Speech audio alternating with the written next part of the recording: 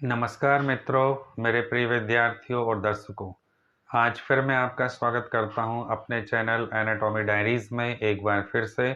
और आज मैं लेकर आया हूं नया topic respiratory system part second, जिसे हिंदी में श्वसन तंत्र भाग 2 कहते हैं। आज की क्लास में मैं कवर करूंगा trachea, bronchi, bronchioles, lungs, respiratory channels और एक्सचेंज ऑफ गैसेस। ये चीज़ें आज की क्लास में कवर होंगी और मुझे आप लोगों का जो आशीर्वाद प्राप्त हो रहा है, इस ऐसे ही आप लोग मुझे सपोर्ट प्रदान करते रहें, उसके लिए मैं आपको बहुत-बहुत धन्यवाद देता हूँ। ज़्यादा समय न लेते हुए आज की क्लास में आप सबको ले चलता हूँ। आइए मैं अपनी क्लास स्टार्ट करता हूँ, जिसका नाम है रेस्पिरेटरी सिस्टम पार्ट सेकंड। आज का टॉपिक है रेस्पिरेटरी सिस्टम पार्ट सेकंड, श्वसन तंत्र भाग 2। आज की क्लास में हम कवर करेंगे trachea, lungs, bronchi, bronchioles, respiratory bronchioles and alveoli. First part trachea, जिसे हिंदी में श्वास प्रणाल भी कहते हैं और इंग्लिश में विंड पाइप कहते हैं। द ट्रैकिया और wind pipe is a continuation of the larynx and extends downwards to about the level of the fifth thoracic vertebra, where it divides at the carina into the right and left primary bronchi, one bronchus going to each lung. It is approximately 10 to 11 centimeter long and lies mainly in the median plane in front of the esophagus. The tracheal wall is composed of three layers of tissue and is held open by between 16 and 20 incomplete C-shaped rings of hyaline cartilage, lying one above the other. The rings are incomplete posteriorly where the trachea lies against the esophagus. The cartilages are embedded in a sleeve of smooth muscle and connective tissue, which also forms the posterior wall where the rings are incomplete. Three layers of tissue clothe the cartilages of the trachea. The outer layer contains fibrous and elastic tissue and encloses the cartilages. The middle layer consists of cartilages and bands of smooth muscle that wind round the trachea in a helical arrangement. There is some areolar tissue containing blood and lymph vessels and autonomic nerves.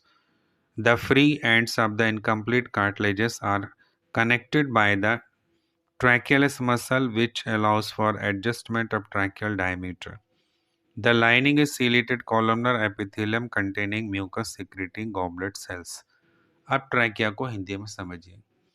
श्वास प्रणाल या wind pipe स्वरयंत्र के नीचे से आरंभ होकर फेफड़ों के apex तक पहुंचने वाली ट्यूब है, जहां पर यह दो शाखाओं राइट और लेफ्ट ब्रोंकाई में डिवाइड हो जाता है और प्रत्येक लंग में प्रवेश कर जाता है। यह लगभग 10 से 11 सेंटीमीटर लंबी नली होती है। श्वास प्रणाल के ऊपरी भाग के सामने से थायराइड ग्रंथि का इस्थमस क्रॉस होता है और महाधमनी का आर्च निचले भाग के सामने स्थित होता है। इसके साथ स्टर्नम का मैनुब्रियम भी सामने की ओर रहता है। ईसोफेगस इसके पीछे स्थित रहती है, जो इसे थोरेसिक वर्टिब्रा से अलग करती है। इसमें 16 से 20 सी आकृति के उपास्थियों के अपूर्ण छल्ले होते हैं, जो एक दूसरे के ऊपर स्थित रहकर आपस में प्रत्यास्थ तंतु ऊतकों एवं लंबवत चिकनी पेशी द्वारा जुड़े रहते हैं। छल्लों की पिछली परिधियां यानी डॉर्सल साइड, जो तंतु ऊतकों एवं मसल से मिलकर बनती हैं, ईसोफेगस से सटी रहती हैं। श्वास प्रणाल के इस भाग को उपास्थियों का सहारा नहीं रहता है। श्वास प्रणाल की आंतरिक सतह गॉबलेट सेल से युक्त रोमक स्तंभाकार उपकला से आश्रित होती हैं। गॉबलेट सेल्स एक प्रकार का म्यूकस सिक्रीट करती हैं, जिससे समस्त विंड पाइप स्मूथ और नम बनी रहती है।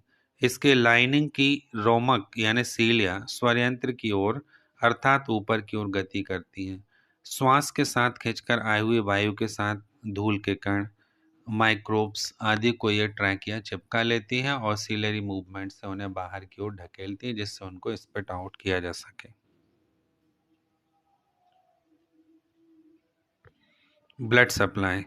Arterial blood supply is mainly by the inferior thyroid and bronchial arteries, and venous return is by the inferior thyroid veins into the brachiocephalic veins. जो रक्त की आपूर्ति की जाती है वो की जाती है इंफीरियर थायराइड और ब्रोंकियल आर्टरीज के द्वारा, और वहाँ से वेनस ब्लड को कलेक्ट किया जाता है थायराइड वेन्स के द्वारा, जो बाद में ब्रैकियोसेफेलिक वेन्स में अपना ब्लड दे देती है। इसके जो कार्य होते हैं functions, number 1 support and patency, number 2 mucociliary escalator, number 3 cough reflex, number 4 warming humidifying and filtering. इस डायग्राम को देखिए जिसमें ट्रैकिया और उसके बाइफर्केशन को दिखाया गया है। लैरिंक्स के नीचे से शुरू होता है ट्रैकिया, उसके बाद प्रिंसिपल ब्रोंकस और ब्रोंकाई छोटे छोटे भागों में बंटते हैं।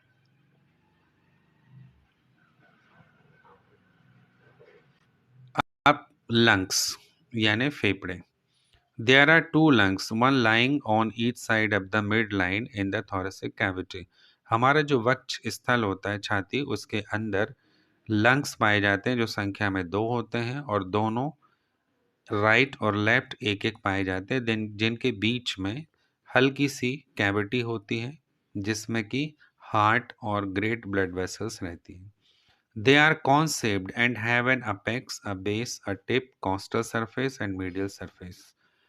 ये कॉनिकल शेप होते हैं यानी शंक्वाकार होते हैं, जिसमें सबसे ऊपर का अपेक्स होता है, सबसे नीचे बेस होते हैं, कॉस्टल सरफेस होती है और मीडियल सरफेस होती है। The apex, this is round and rises into the root of the neck about 25 millimeter above the level of the middle third of the clavicle. It lies close to the first rib and the blood vessels and nerves in the root of the neck. जो apex होता है वो ऊपर की तरफ rounded होता है, और क्लेविकल बोन के ऊपर जो हल्का सा गड्ढा दिखाई देता है वहाँ तक ये आता है, यानी गर्दन की जड़ तक ही रहता है। इसका जो बेस होता है, the base, this is concave and semilunar in shape and lies on the upper thoracic surface of the diaphragm. इसका बेस डायफ्राम के ऊपर स्थित होता है और कॉनकेव होता है। The costal surface, this is the broad outer surface of the lung that lies directly against the costal cartilage, the ribs and the intercostal muscles. इसकी जो कॉस्टल सरफेस होती है वो रिब्स के ठीक नीचे की तरफ होती है, और वहाँ पर इंटरकॉस्टल मसल्स भी पाई जाती हैं। The medial surface of each lung faces the other directly across the space between the lungs, the mediastinum. इसकी जो मीडियल सरफेस होती है दोनों लंग्स के बीच में होती है, जहाँ पर मीडियास्टाइनम खालिस्तान होता है। Each is concave and has a रफली triangular shaped area called the hilum. प्रत्येक लंग के मीडियल सरफेस पर एक हल्का सा गड्ढा होता है जिसे हाइलम कहते हैं, और ये इसका लेवल होता है 5th, 6th, 7th और 6th वर्टिब्रा के पास। The primary bronchus, the pulmonary artery supplying the lung, and the two pulmonary veins draining it, the bronchial artery and veins, and the lymphatic and nerve supply enter and leave the lung and the hilum. इस hilum से lungs के अंदर जो आने जाने वाली blood vessels होती हैं, लिम्फेटिक्स होती हैं, नर्व्स होती हैं, उनके लिए रास्ता प्रदान करता है। The mediastinum contains the heart, great vessels, trachea, right and left bronchi, esophagus, lymph nodes, lymph vessels, and nerves. The right lung is divided into three distinct lobes: superior, middle, and inferior. The left lung is smaller because the heart occupies space left of the midline.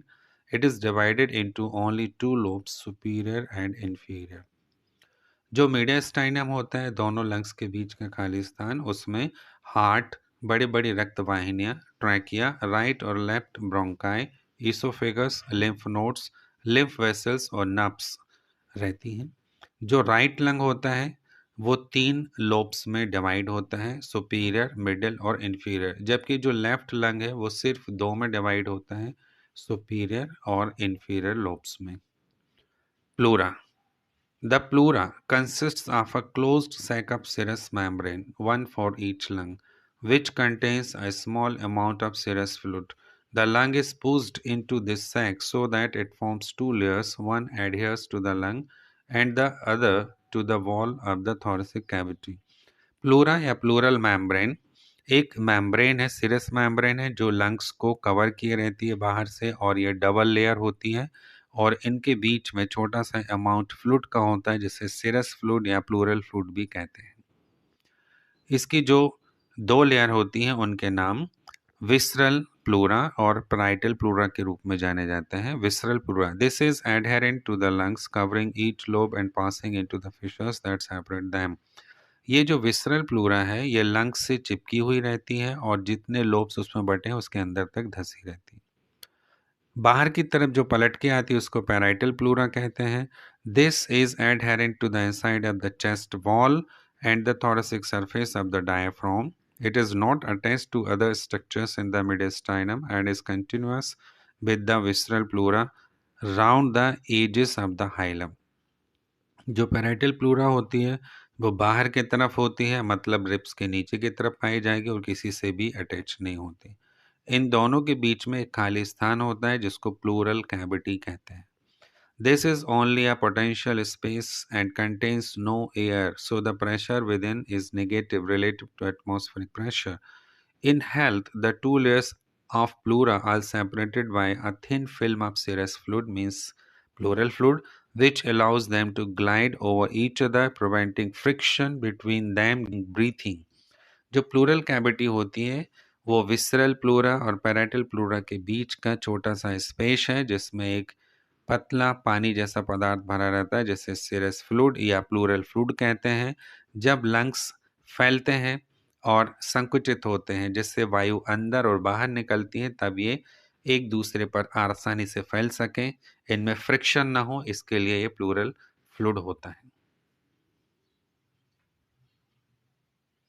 ये lungs का diagram देखिए। Right lung में 3 lobe हैं, superior, middle और inferior, जबकि left lung में 2 lobe हैं, superior and inferior, और इनके अंदर जो ब्रोंकस प्रवेश करके फिर अपनी अपनी ब्रांच करती है, तो अब एक तरह का ब्रोंकियल ट्री आपको अंदर दिखाई दे रहा है।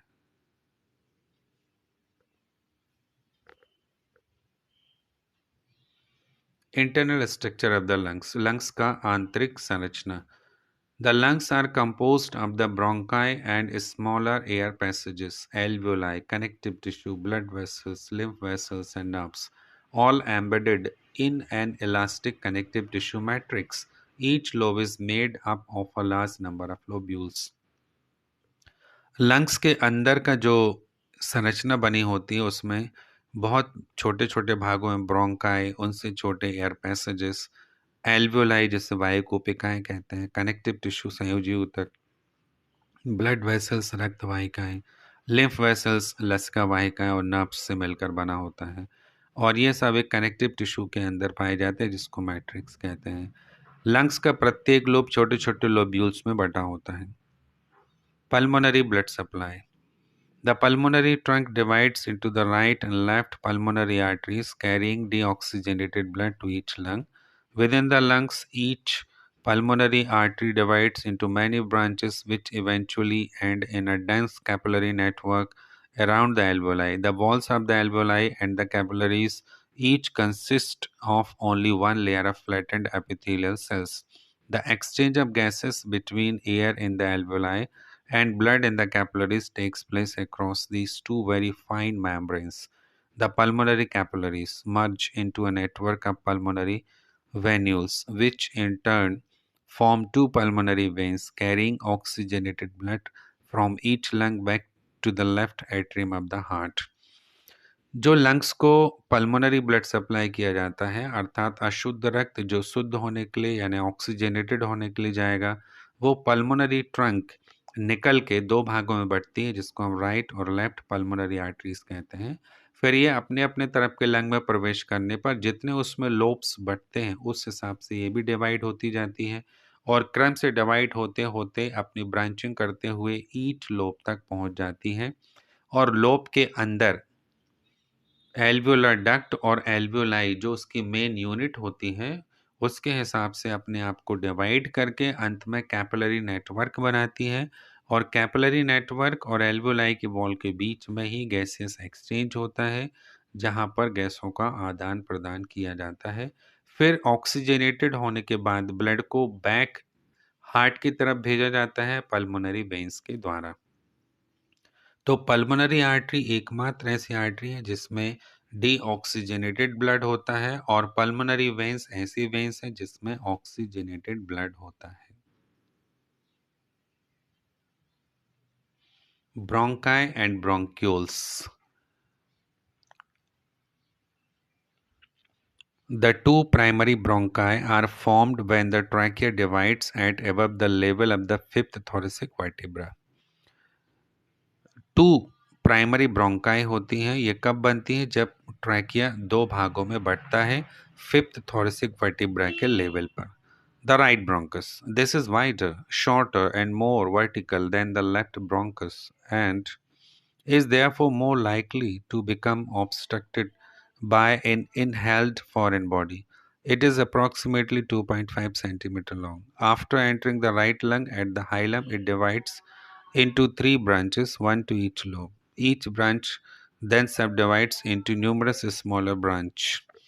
जो राइट ब्रोंकस होता है ये चौड़ा होता है लेकिन छोटा होता है लेफ्ट ब्रोंकस की अपेक्षा, और 2.5 सेंटीमीटर लंबा होता है। एंटर करने के बाद राइट लंग हाइलम पर तीन ब्रांच में डिवाइड हो जाता है, क्योंकि राइट लंग तीन लोब का डिवाइड होता है जिसमें प्रत्येक ब्रांच प्रत्येक लोब के अंदर एंटर करके फिर अपने आप को सब ब्रांच में बांटती है।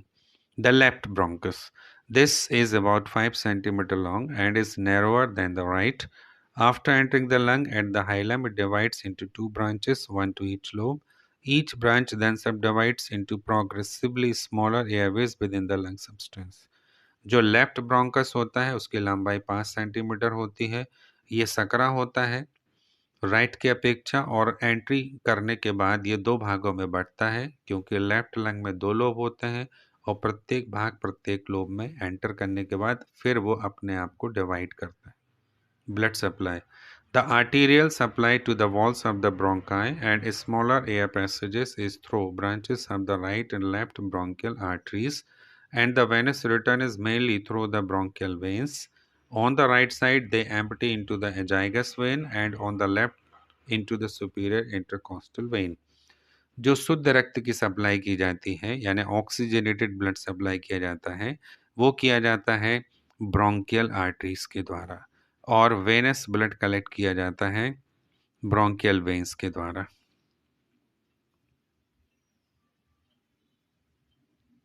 Functions: control of air entry, warming and humidifying, support and patency, removal of particulate matter, cough reflex, ये इसके प्रमुख कार्य होते हैं। रेस्पिरेटरी ब्रोंक्यूल्स एंड एल्वियोलाई, यानी वायुकोश की नलिकाएं और वायु कोशिकाएं। Within each lobe, the lung tissue is further divided by fine sheets of connective tissue into lobules. Each lobule is supplied with air by a terminal bronchiole, which further subdivides into respiratory bronchioles, alveolar ducts, and large numbers of alveoli. There are about 150 million alveoli in the adult lung. It is in these structures that the process of gas exchange occurs. As airways progressively divide and become smaller and smaller, their walls gradually become thinner until muscle and connective tissue disappear, leaving a single layer of simple squamous epithelial cells in the alveolar ducts and alveoli. These distal respiratory passages are supported by a loose network of plastic connective tissue in which macrophages, fibroblasts, nerves, and blood and lymph vessels are embedded.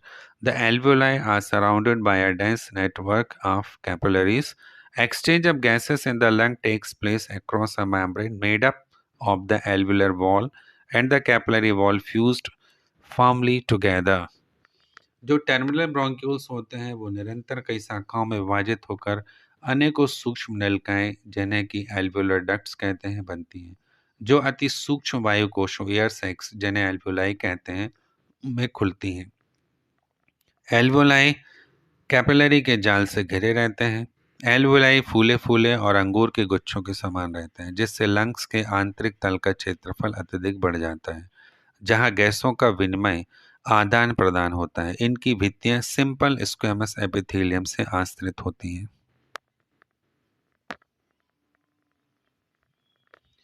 ये एक pics देखिए जिसमें trachea, उसके बाद primary bronchus, फिर lower bronchus, segmental bronchus, bronchial cartilages दिखाई दे रही हैं, फिर वो ब्रोंक्यूल्स में चेंज होती हैं, फिर वो लोब्यूल के अंदर एंटर करके एल्वियोलर डक्ट और एल्वियोलाई के रूप में दिखाई दे रही हैं।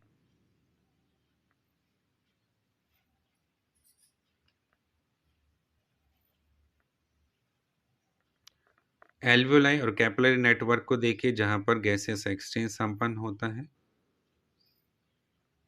जहां तक हमें रेड दिखाई दे रहे हैं, रेड रेड वहां पर ऑक्सीजनेटेड ब्लड है, और जो ब्लू दिखाई दे रहा है वो डीऑक्सीजनेटेड ब्लड है।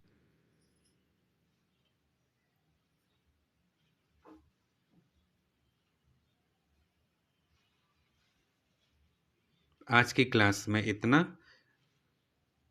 Thank you very much. यदि आपको ये वीडियो पसंद आया हो तो प्लीज़ लाइक कीजिएगा, अपने दोस्तों में ग्रुप में शेयर कीजिए, और यदि आपने अभी तक मेरा चैनल सब्सक्राइब नहीं किया है तो प्लीज़ इसे सब्सक्राइब कीजिए। धन्यवाद। अगले वीडियो में फिर मिलेंगे नेक्स्ट संडे, और उसमें मैं कवर करूँगा फिजियोलॉजी ऑफ रेस्पायरेशन।